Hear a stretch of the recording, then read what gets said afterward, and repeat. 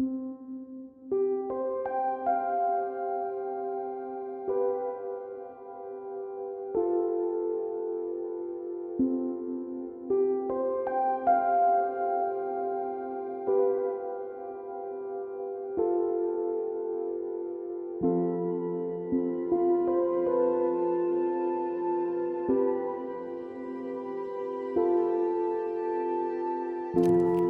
your heads, please. Father, your own Son was a prisoner, condemned. He died for us. Victorious, he returned to bring us the gift of life everlasting. Comfort us now in our longing for the return of the prisoners of war and those missing in action. Help us, Father. Inspire us to remove the obstacles. Give courage to those who know the truth to speak out. Grant wisdom to the negotiators and compassion to the jailers. Inspire the medium to speak out loudly as they have in the past. Protect those who seek in secret to help them to succeed. Show us the tools to do your will. Guard and bless those in captivity, their families, and those who work for their release. Let them come home soon. Thank you, Father. Amen.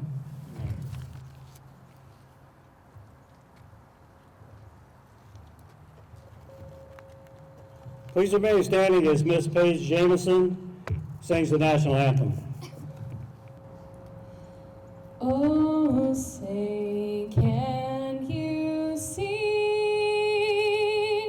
by the dawn's early light what so proudly we hailed at the twilight's last gleaming, whose broad stripes and bright stars through the perilous fight o'er the ramparts we watched were so gallantly streaming, and the rocket's red glare, the bombs bursting in air, gave proof through the night that our flag was still there. Oh, say does that star-spangled banner yet wave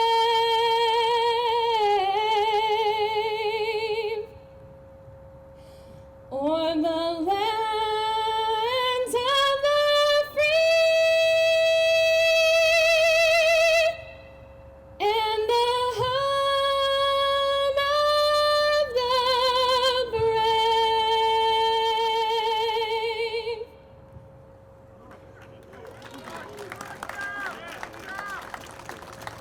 Beautiful.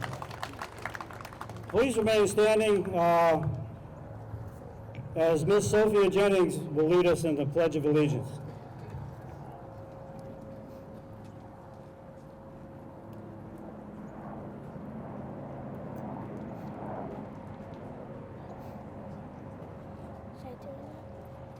I pledge allegiance to the flag of the United States of America and to the republic for which it stands, one nation, under God, indivisible, with liberty and justice for all.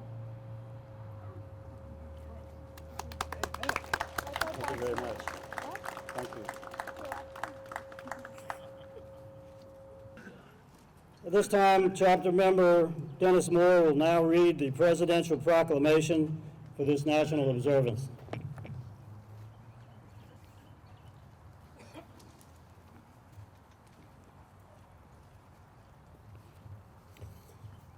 A proclamation of National POW MIA Recognition Day 2023. Unbreaking and unbending in their devotion to duty, our service members have sacrificed everything to keep our people and our democracy safe. While more than 81,000 of these brave service members still remain missing and unaccounted for, they are not and will never be forgotten. On National POW MIA Recognition Day, we honor the devotion and courage of all those missing and unaccounted for, renew our commitments to their families, and promise to never cease in our efforts to bring them home. Above the White House and the United States Capitol, and at military bases, memorials, cemeteries, and homes across America, we fly the POW MIA flag, and we remember that it represents the thousands of spouses, parents, sons, daughters, and loved ones who served and sacrificed for our freedom and future. Loved ones who mourned with unanswered questions still in their hearts, and the debt of gratitude we owe them that we can never fully repay. We cannot and must not forget our obligation to our unreturned heroes, no matter how long it takes. Earlier this year, I had the honor of announcing that after over 7 decades of being unaccounted for, United States Army Corporal Luther H. Story, a Medal of Honor recipient who gave his life fighting in the Korean War, was no longer missing. His remains were identified, returned to his family, and laid to rest near his Georgia hometown with the highest honor he deserves. His story is just one powerful reminder that, just as our service members have kept ultimate faith to our country, we must do everything we can to keep faith for them. On this day, may we recommit to our search efforts for all those missing and unaccounted for, as well as our support for their families. May we honor the remarkable bravery, sacrifice, and commitment to service of former prisoners of war. And may we continue to keep the flame of liberty burning bright and continue working toward a more perfect union for which our service members sacrificed so much. Now, therefore, I, Joseph Biden Jr., President of the United States of America, by virtue of the authority vested in me by the Constitution and the laws of the United States, do hereby proclaim September 15, 2023 as National POW MIA Recognition Day. Let all who read this know that America remains grateful to our heroes held in the worst imaginable conditions as prisoners of war. Additionally, I encourage my fellow citizens across the nation to reflect on today and let us not forget those heroes who never returned home from the battlefields around the world, or their families who are still waiting for answers. I call upon federal, state, and local government officials and private organizations to observe this day with appropriate ceremonies and activities, in witness whereof I hereunto set my hand this 14th day of September in the year of our Lord, 2023, and of the independence of the United States of America, the 248th. Joseph Biden, Jr. Thank you.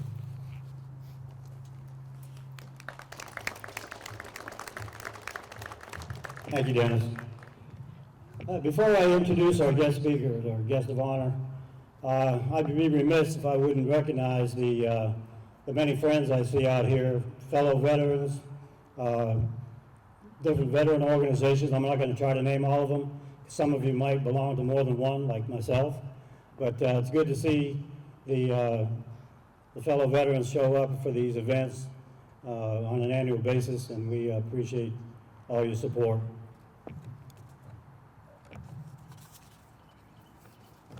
This evening's guest speaker is Cindy Stonebreaker Reed.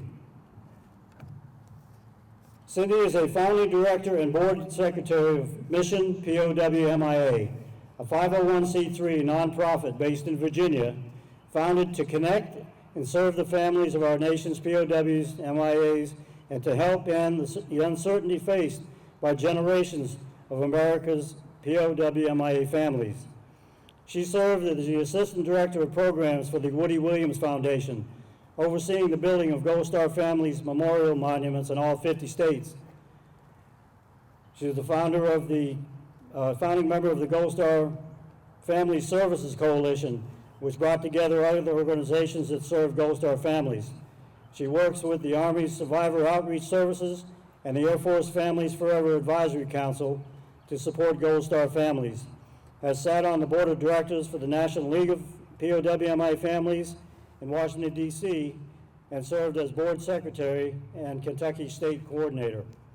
She's a member of Sons and Daughters in Touch, an organization to connect children who lost loved ones in the Vietnam, has volunteered at the Gary Sinise Foundation Snowball Express, and has participated in several tragedy assistance programs also known as TAPS, events across the country. Cindy initiated Kentucky's Senate Bill 122 to allow children of fallen service members access to the Gold Star license plate for their vehicle in the state of Kentucky. In April of 2018, she received the first Gold Star daughter license plate in the state of Kentucky. She is also a daughter of the American Revolution. Cindy is married to Chief Petty Officer Wesley Reed, United States Navy retired. They now reside in Newland, North Carolina, and together have 4 children and 2 grandchildren. They are members of the Bannerell Presbyterian Church. She enjoys exploring the mountains of North Carolina, reading, traveling, and spending time with families and friends. Ladies and gentlemen, please welcome Cindy Stonebreaker Reed.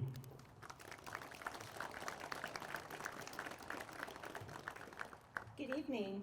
Can you hear me okay? Okay. It's an honor to be here today. This is a day that for the most of my life I didn't know even existed.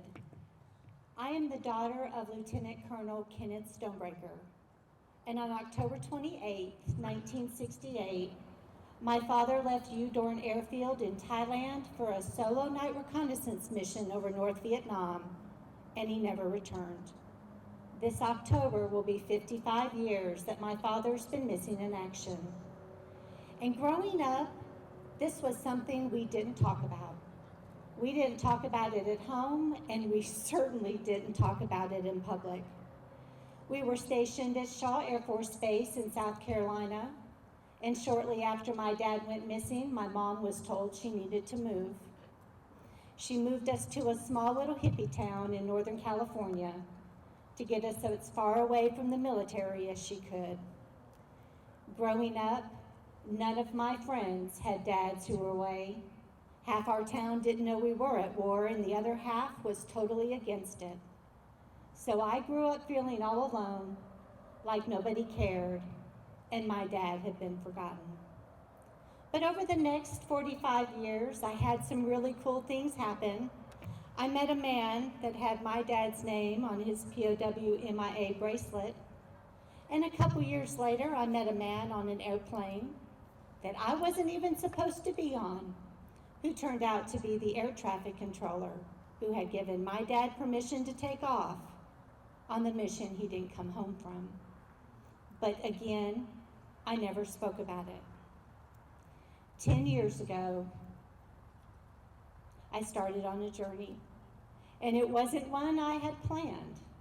I was driving from Kentucky into Tennessee, and I stopped at a rest stop to get a map. That area of the country has what's called land between the lakes, and I was told they had buffalo, and I wanted to take my son to go see the buffalo. When I pulled off at that rest stop, all I wanted was a map. But when I got there were 7 Rolling Thunder members hoisting the POW MIA flag. And there wasn't anyone else there, and they were reverently hoisting that flag. And I sat and watched. And when they got done, for the very first time in my life, I walked up to them and I said, "My dad's still missing in Vietnam." And they embraced me. And at that time, that was really scary at a rest stop with a bunch of bikers. I know better now. There's no place I'd rather be. But they told me that it was me and families like me that they kept this going, and that my dad hasn't been forgotten and never will. A couple months later, I'm sitting in the parking lot at the school to pick up my son, and Rolling Thunder calls. And they said, "Hey, Cindy, we have an event in Americus, Georgia called the Ride Home. And it's an event where we bring in former POWs and families of those who are still missing for a weekend where we do nothing but honor you." And I'm like, "So hold on here, you want me to take off with a bunch of bikers and go to Georgia?" That made no sense to me. But I had this gut feeling that I needed to go. I talked to some friends and I talked to some family, and I could get not one person to tell me this was a good idea. But I followed my gut, and I got in my car by myself with some snacks and some good music, and I headed to Georgia. 3 times I turned around because this was so outside my box. I was like, what in the world am I doing? But I get down there, and my life forever changed. I met 7 other MIA kids. I met 7 other people just like me. And for 4 days, we sat together, and we laughed, and we cried, and we cried, and we cried. And it was the first time in my entire life I felt like I belonged someplace. And I was with people who completely understood me. They shared a lot of stories about their dads, and I didn't have much to share. Our family never talked about it. But we did share experiences in high school and getting married and not having our dads around, and it was a connection that I'd never had. That trip, like I said, completely changed my life. Because of that trip, I went to Washington, D.C. for the first time. I got to see the Vietnam Memorial Wall, and I got to walk hand in hand with 7 other people who knew exactly what that meaning of that name etched in stone was. I got to meet some other families at a National League of POW MIA families meeting, and I got to sit across the table from the men and women who are still actively working on this issue with DPAA, the Defense POW MIA Accounting Agency.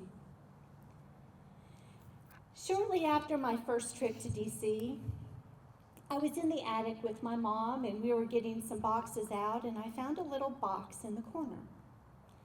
And in that box were the reel-to-reel tapes that my mom and dad had sent back and forth.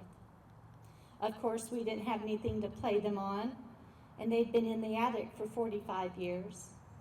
But I found a man in Nashville who said he could put them on CD for me, so I sent him down. And a couple days later, he calls and he said, Cindy, you are going to cause me to have a divorce. And I said, but sir, I have never even met you. But he said of all the jobs he had ever done, this was the most rewarding. As they were disintegrating as they were going through the machine, and he was going inch by inch to get the voices off. The next night he called, it was close to 11 o'clock, and he asked if I was in the music industry. And I said, no, why? He said, because every time your mom sets you on the floor with a tape recorder, you're singing or playing your xylophone. The next night he called and he asked when my birthday was. This was the first part of October, and my birthday's October 18th. He said, you'll have your box before your birthday, but you are not allowed to listen to it till your birthday. So a couple days later, a box comes in the mail. My thought was, he'll never really know, right? But I minded. I put the box on the table. And the morning of my birthday, I walked downstairs and I opened up the box. And on top of the box was a CD that said, listen to first. And when I put it in, this is what I heard. Tape. You must be getting the tapes in a hurry, because I taped the one on the 15th, and it got to you on the 18th. He sent it on the 19th, and I got it yesterday, which was the 23rd, so that's not too bad either. Figuring that from the 15th to the 23rd is 8 days. Between the time I sent the tape and received the same one back again. That's good. Like I said, I enjoyed the tape. You appear to be in a good mood. The kids appear to be in good moods also. And Jeff comes awful close to saying Daddy. And he sure jabbers. I really enjoy seeing the kids. Maybe I ought to talk to Cindy a little bit right now. Hi, Cindy. How are you? I just got the tape and you talked about your birthday party and it sounded like you really had a good time. Had a birthday party at school, huh?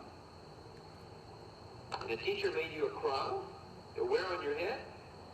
I bet you really like that, huh? And all the kids sing happy birthday. Wasn't that nice? Hey, you ate my cupcake.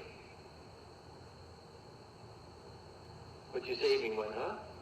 You put it in the, where'd you put it, in the freezer? Well, I'll have to eat that when I come home at Christmas then, huh?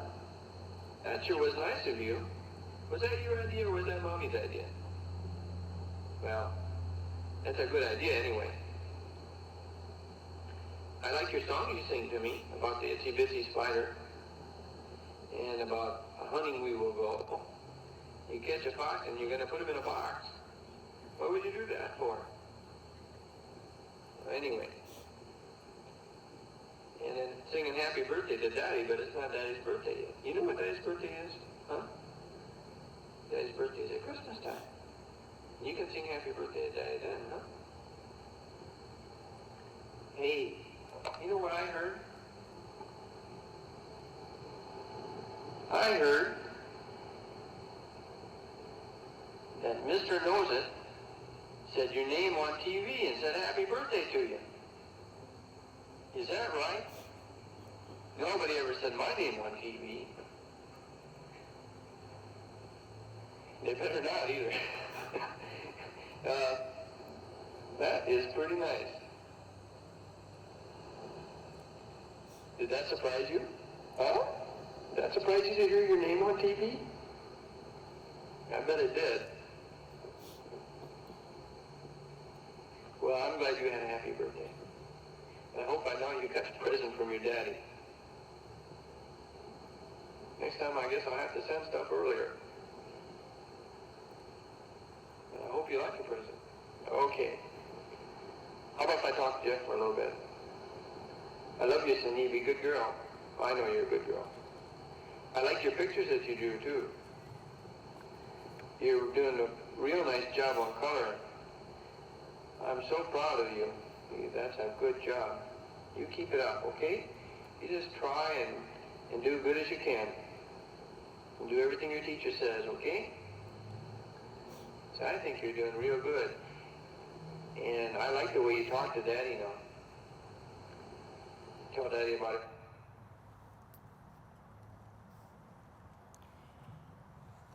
Well, as you can imagine, it was a little emotional hearing my daddy's voice for the first time in 45 years, and again today.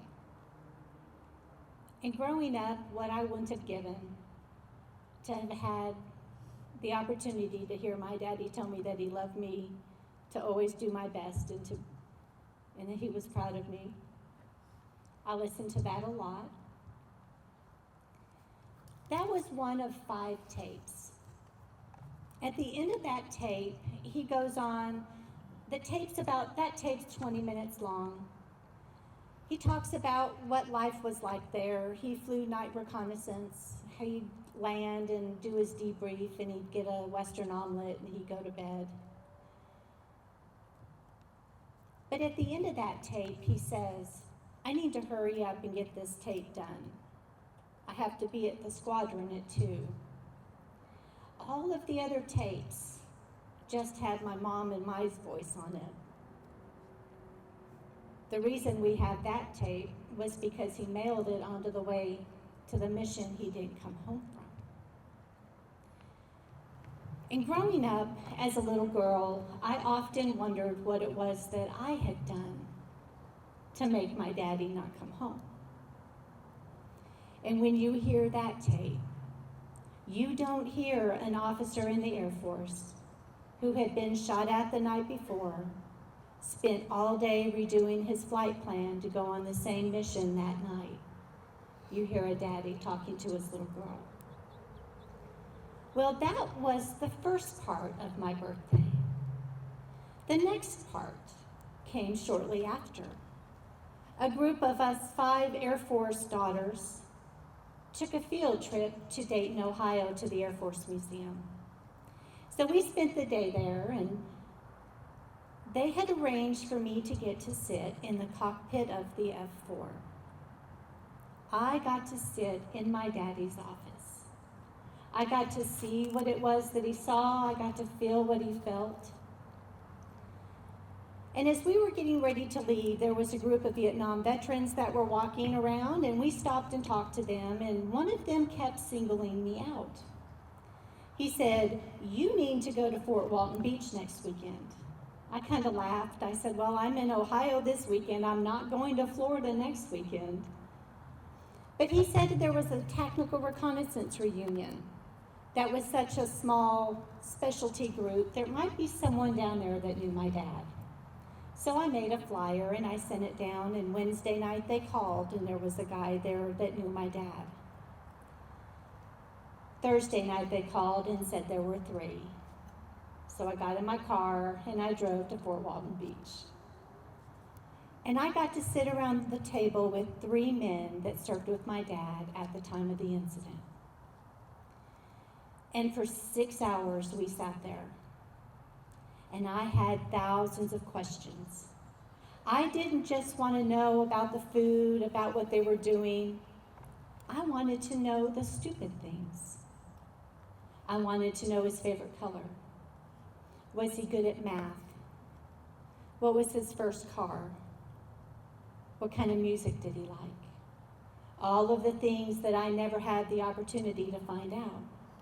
And they couldn't answer all the questions, but they could answer some. But after several hours of talking and crying with them and having not slept all night, I really started to wonder if maybe they didn't know him. Maybe they were just telling me that because that's what I wanted to hear. We took a little break, and one of the men went up to his room, and when he came back, he brought a photo of my dad standing outside the barracks. They really knew him.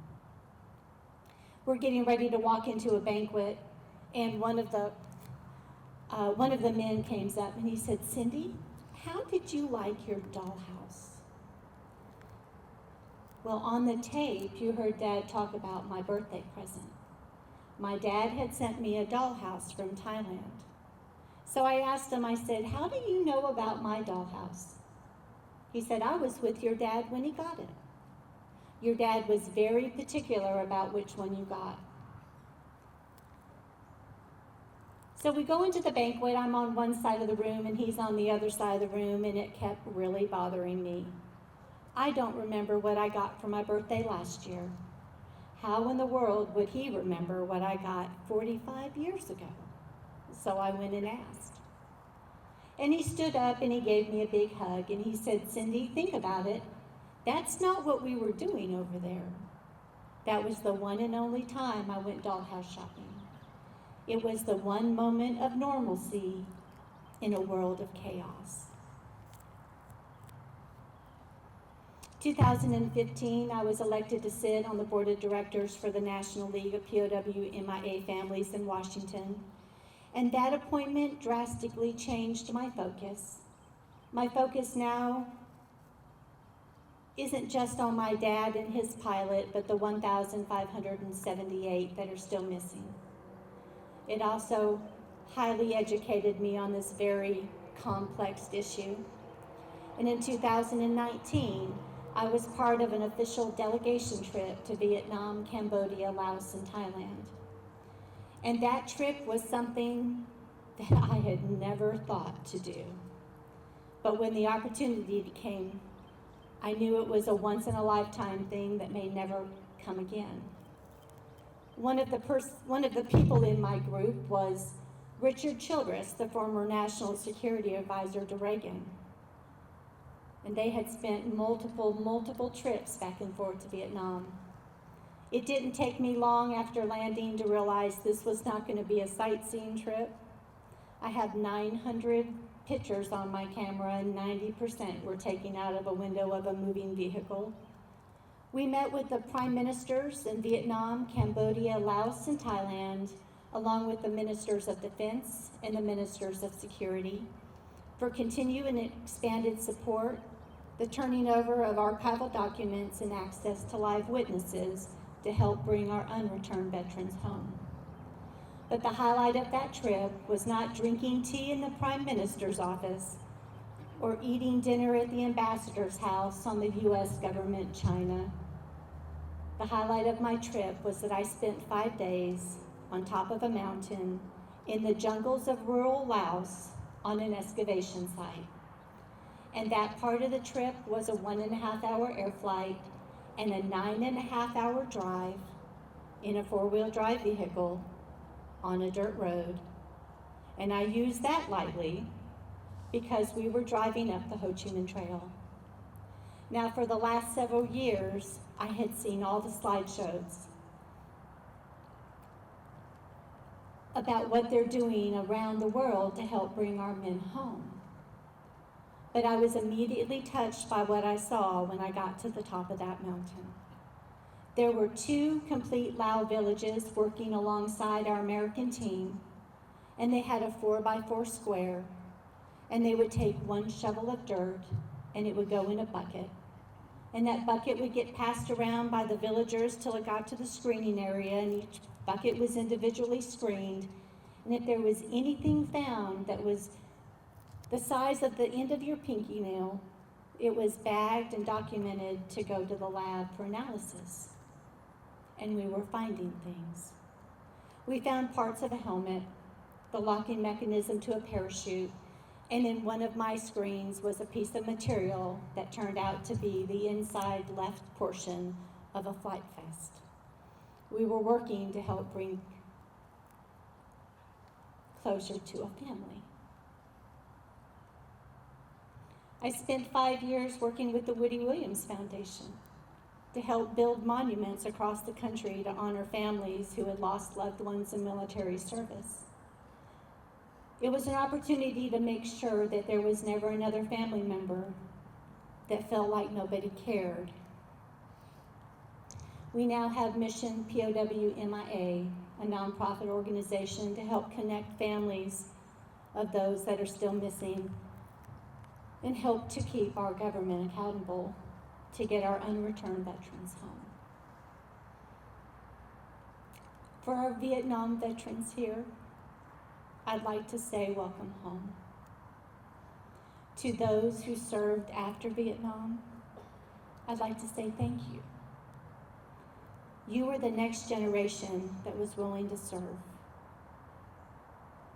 And if you hadn't done that, then everything my dad did and believed in would have been for nothing. And to my Rolling Thunder family, if you ever doubt that what you do makes a difference, you changed my life. And I have no words to thank you. Thank you.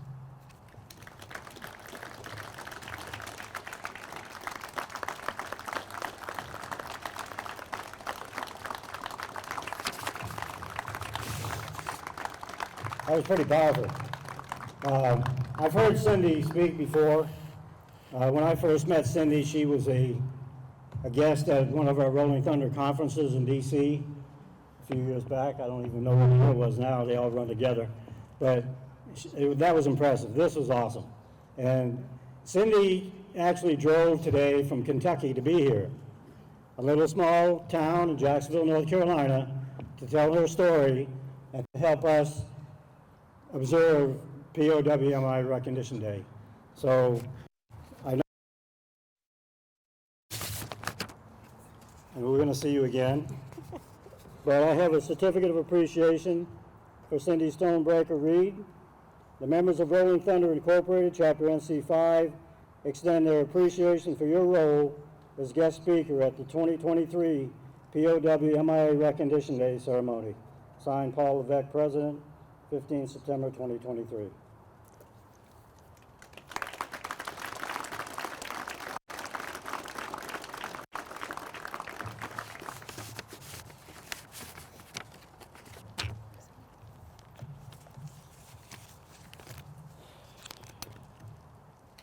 Ladies and gentlemen, when we see the POW flag, most of us know what it stands for. But we would like to take this opportunity to explain the history of the national symbol. So I'm going to introduce chapter member James Simpson, and he will educate you on the POW/MIA flag.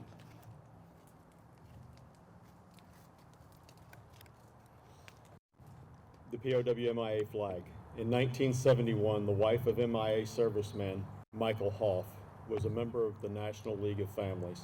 She recognized the need for a symbol for the POWs and MIAs and contacted Norman Rivkees, the vice president of Annan and Company, to make a flag.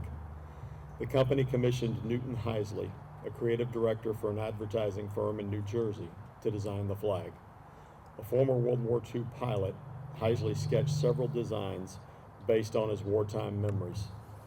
The design that was chosen depicted a silhouette of a man's head with barbed wire and a watchtower in the background. Below the design, the flag bears the motto, "You are not forgotten." Following the approval of the National League of Families, flags were manufactured and distributed. In 1990, the 101st Congress officially recognized the POW/MIA flag, designating it the symbol of our nation's concern and commitment to resolving as fully as possible the fates of Americans still prisoner, missing, and unaccounted for in Southeast Asia, thus ending the uncertainty for the families and the nation. It's Public Law 101, TAC 355. The flag's message is spread through its visibility. The POW/MIA flag has flown over the White House on National POW/MIA Recognition Day since 1982. With the exception of the American flag, the POW/MIA flag is the only flag to fly over the White House and fly continually over the Capitol's rotunda. Protocol for display of the flag. When displayed from a single flagpole, the POW/MIA flag should fly directly below and be no larger than the U.S. flag. For federal agencies under a chain of command, the U.S. Flag Code has a complete order of precedence that mirrors Army Regulations 840 TAC 10, paragraph 2 TAC 2C. If on separate poles, the U.S. flag should always be placed to the right of other flags, the viewer's left, the flag's own right. On the 6 national observances for which Congress has ordered display of the flag, it is generally flown immediately below or adjacent to the U.S. flag, as second in order of precedence. In the U.S. Armed Forces, the dining halls, mess halls, and chow halls display a single table and a chair in a corner draped with a flag as a symbol for the missing, thus reserving a chair in hopes of their return. The POW/MIA flag is flown on the grounds of the public lobbies of major U.S. military installations as designated by the Secretary of Defense, all national cemeteries, the Korean War Veterans Memorial, the Vietnam Veterans Memorial, the White House, U.S. post offices, and at official offices of the Secretaries of State, Defense, and Veterans Affairs, and the Director of the Selective Service System.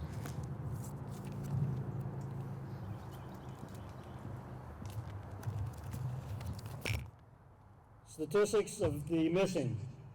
World War II, still over 72,000. Korea, 7,490. Cold War, 126. Vietnam, 1,578. Iraqi freedom and other conflicts, 6. When the Vietnam War ended, 591 Americans were released in Operation Homecoming in 1973. Military experts expressed their dismay that some hundreds of POWs did not come home with them. Since 1995, thousands of reports have been received indicating that many Americans are still alive and being held against their will in Southeast Asia. Whether or not these men are still there today remains a mystery. What is certain, however, is that if only one American remains alive in enemy hands from any war, we owe him our best effort to bring him home. There are currently 38 North Carolina servicemen still accounted for from the Vietnam War. Members of Rolling Thunder Chapter 5, North Carolina will conduct a roll call of those 38. If able, please stand during this roll call.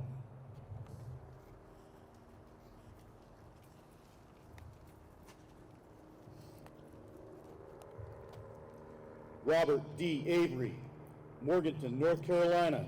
Date of loss, May 3rd, 1968, United States Marine Corps. Harry J. Belknap, Jonas Ridge, North Carolina. Date of loss, June 23rd, 1966, United States Navy.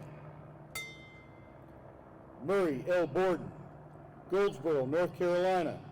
Date of loss, October 13th, 1966, United States Air Force.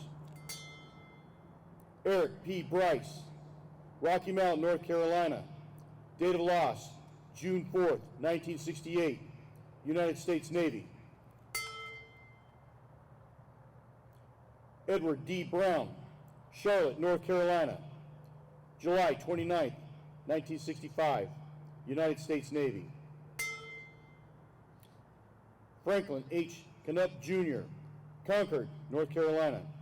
Date of loss, January 14th, 1967, United States Navy. Fred L. Clark, Troutman, North Carolina. Date of loss, December 13th, 1968, United States Air Force. Glenn R. Cook, Charlotte, North Carolina.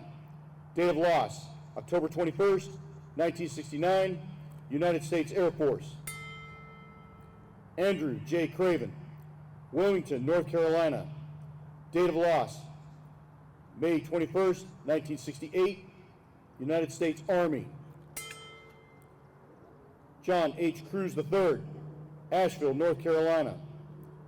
Date of loss, May 22nd, 1968, United States Air Force. Frederick L. Crispin, Salisbury, North Carolina. Date of loss, March 19th, 1971, United States Army. Robert L. Curley Jr., Monroe, North Carolina. Date of loss, June 10th, 1965, United States Army. Robert F. Gatwood Jr., Hickory, North Carolina. Date of loss, April 2nd, 1972, United States Air Force. Paul E. Gore, Faison, North Carolina. Date of loss, October 2nd, 1969, United States Navy. Connie M. Gravitt, Cavell, North Carolina. Date of loss, June 17th, 1966, United States Air Force. Joseph N. Hargrove, Mount Olive, North Carolina. Date of loss, May 15th, 1975, United States Marine Corps. Harold L. Harris, Durham, North Carolina. Date of loss, October 22nd, 1966, United States Army. Luther H. Howard, Hamlet, North Carolina. Date of loss, June 30th, 1967, United States Army. Carter A. Howell, Fayetteville, North Carolina. Date of loss, March 7th, 1972, United States Air Force. Litchfield P. Hugh, Warsaw, North Carolina. Date of loss, February 27th, 1967, United States Navy.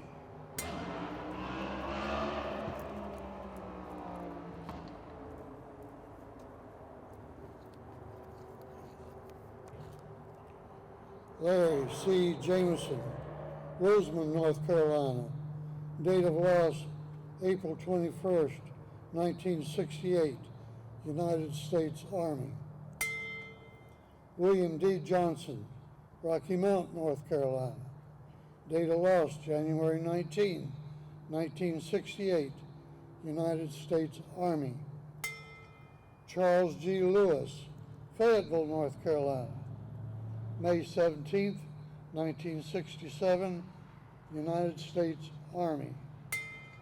Larry G. Lewis, Asheville, North Carolina. Date of loss, February 27, 1971, United States Navy. James M. Luttrell, Fayetteville, North Carolina. Date of loss, May 10, 1971, United States Army.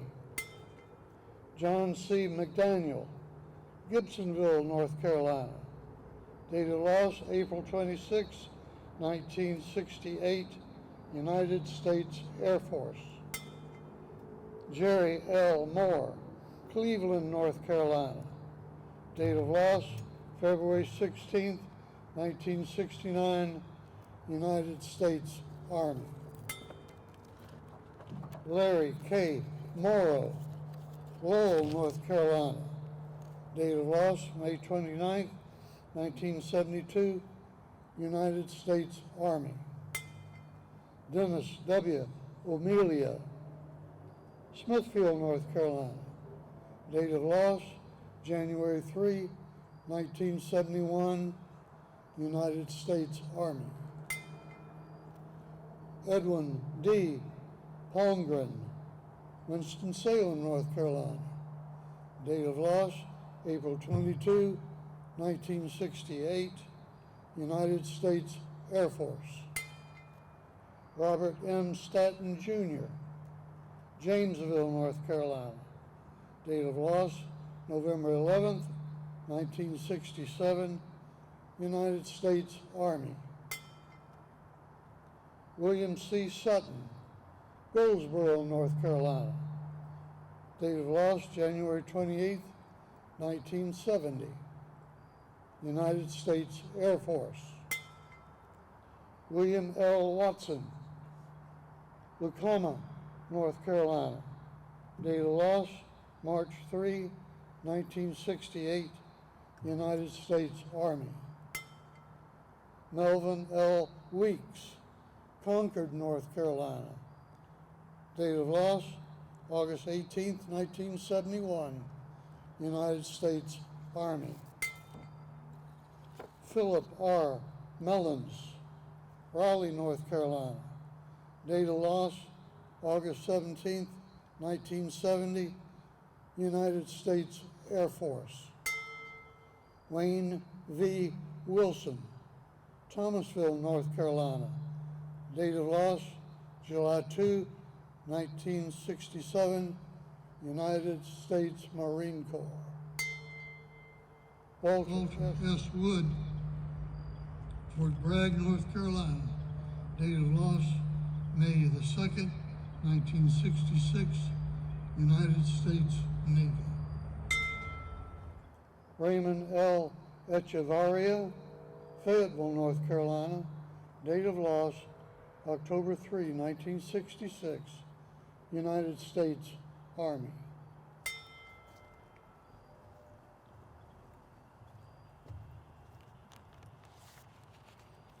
Please be seated.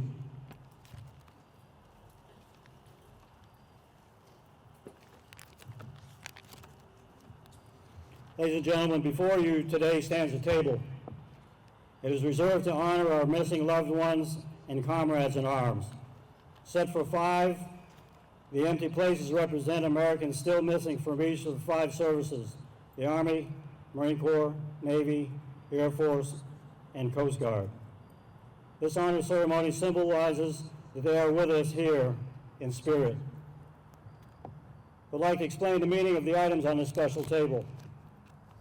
The table is round to show our everlasting concern for our men and women missing. The tablecloth is white, symbolizing the purity of their motives when answering the call to duty. The blank dog tags by each setting represent the fact that any of us could be called to defend our nation.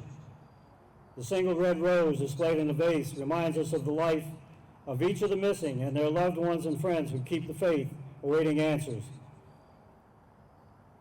The vase is tied with a red ribbon, a symbol of our continued determination to account for our missing. A slice of lemon on the plate is to remind us of the bitter fate those captured and missing in a foreign land.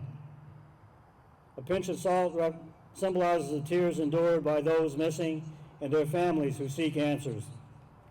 The Bible represents the strength gained through faith to sustain those lost from our country, founded as one nation under God.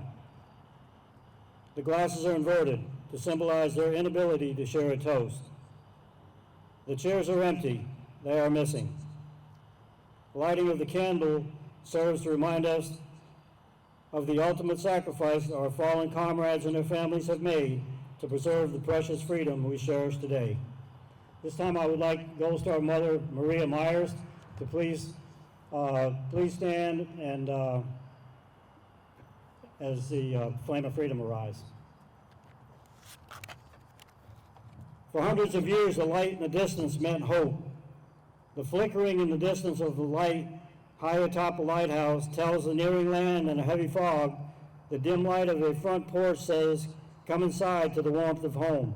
And let us not forget the lantern of Paul Revere riding through the streets to warn the British were coming.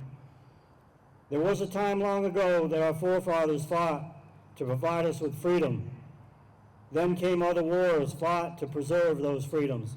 Today we fight to protect that freedom. The flame is also a symbol. It lights the way for our brothers and sisters in arms. It crosses this great country to tell everyone the soldier stands with pride and honor to keep us free, and we keep the light burning to show the way home. The light does not cast a shadow, for its sole purpose is to send the message of hope, to let everyone know we will not forget.